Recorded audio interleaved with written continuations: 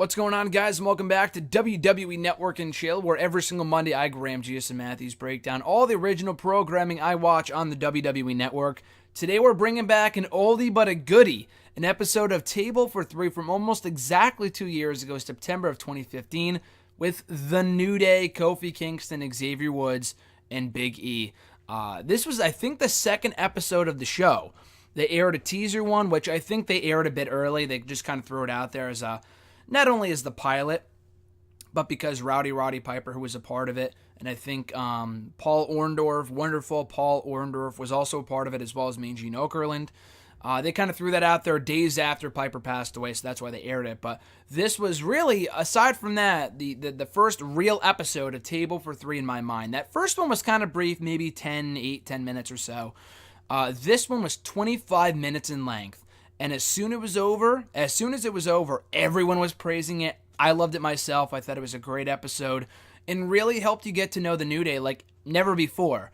And they had done a few episodes like that prior to this point. They had done an episode of like Talk is Jericho, where they talked about a lot of what they talked about here, where they were all kind of joking and how they got to this point and how this New Day gimmick, this stable, really kind of transformed each of their careers. So...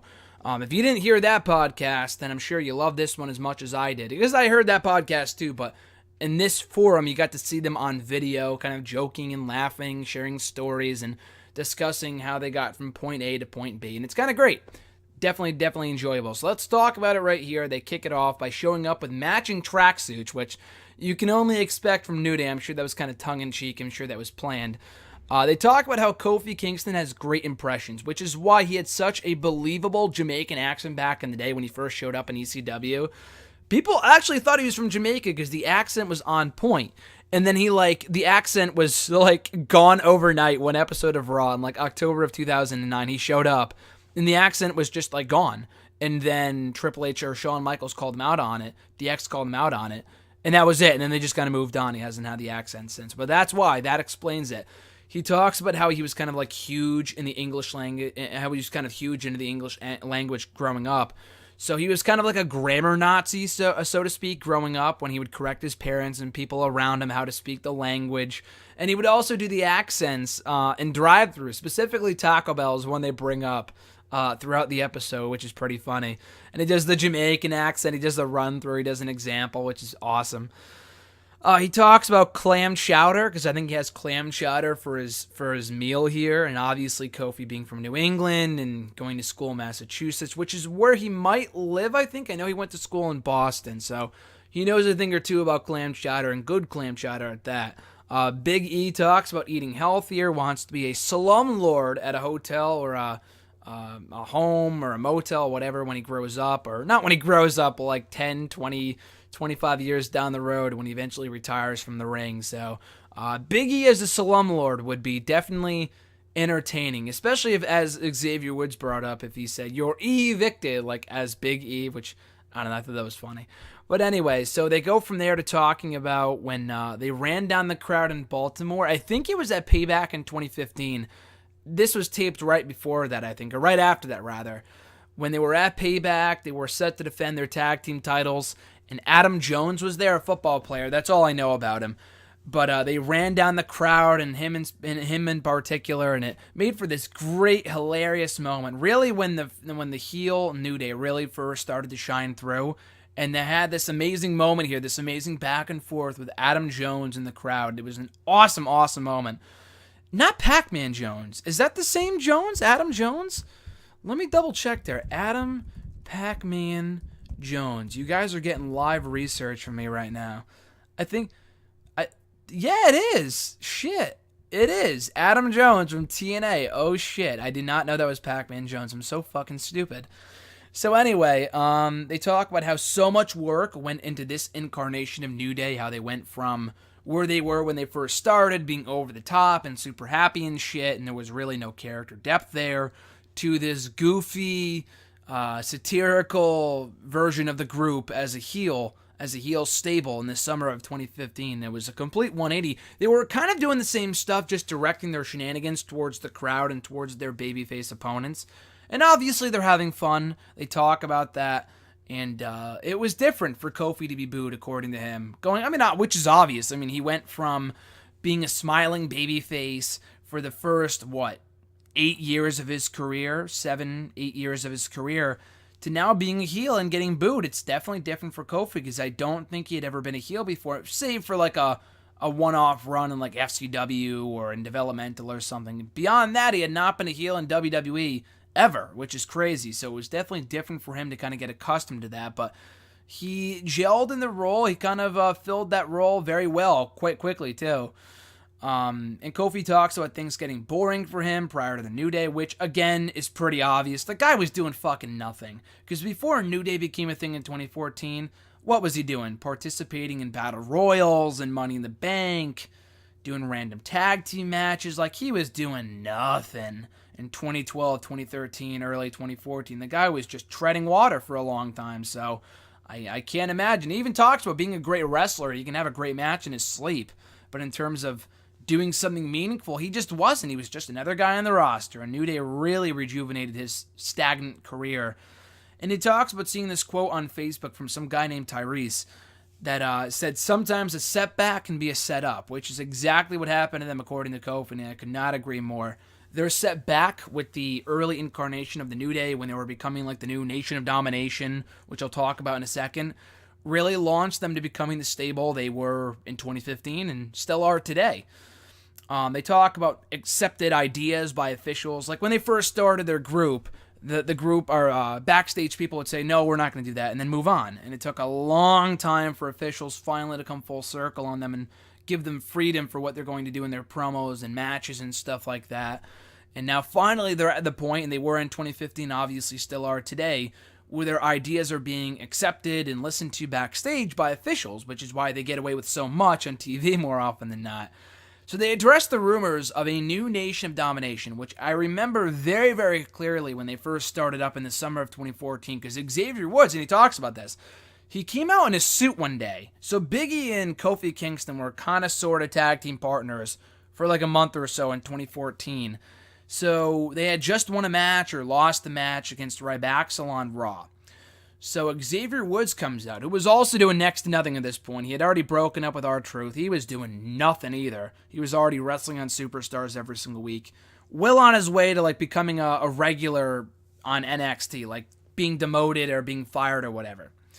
So he comes out in a suit, like Malcolm X or something like that. So he comes out and addresses Kofi and Big E and asks them if they were tired of being overlooked and all this other stuff. And it went nowhere. Like, they did it the next week, and then they scrapped it, and they were still doing stuff on the live shows, on the house shows, and the live events. But it didn't really go anywhere, and they were finally introduced to the main roster crowd in Thanksgiving week of 2014. It was a complete 180 from what they had teased before that, which is why people thought they would be a new Nation of Domination. And Xavier says that whole idea was supposed to be for him specifically, him in particular, because he has a PhD and they should play off that, which is why they did it. It was supposed to be only with Big E, and they were unsure if Kofi would want to do it, considering he had been a babyface for so long, and he didn't know if the crowd would accept him as a heel. So Kofi, obliged. He went along with it, and he accepted the idea. They shot vignettes, and they didn't really go anywhere. The only vignettes I think that made the air that they shot were the ones with the chorus and shit that they ended up airing before their debut in late 2014. So they said they were super over early on, which I'm not sure is exactly true. I'm sure the crowds were into them, but I don't know how over they really were. They lost like their first fucking match on Raw in December of that year. Like, how over could they really have been? But they said they didn't start to get booed before they started to get to the cool cities. Until they got to the cool cities, they weren't booed. And when they got to Philadelphia and Brooklyn and Chicago and cities like that, that's when they got booed. But they said their chemistry got them through, which is absolutely true. The chemistry these three guys have had and still have to this day is off the charts, which is why they work so well together and have been together for almost 3 years now, because that chemistry is just incredible. Kofi and Big E talk about how they weren't friends before the New Day came to light. They were associates, they worked well together, but they were never really friends. Xavier says that he had Kofi and Big E sleep over his house on a few occasions, but he has never been to either Big E's house or Kofi's house. And Kofi and Big E in particular, Xavier Woods was already friends with Big E and Kofi Kingston prior to the New Day. Big E and Kofi had not been friends prior to New Day, like I said. So they talk about living like 10, 15 minutes away from each other, and they had never been over to each other's houses at that point. I'm sure they have now that it's been 2 years since this episode aired, so I'm sure that has since changed.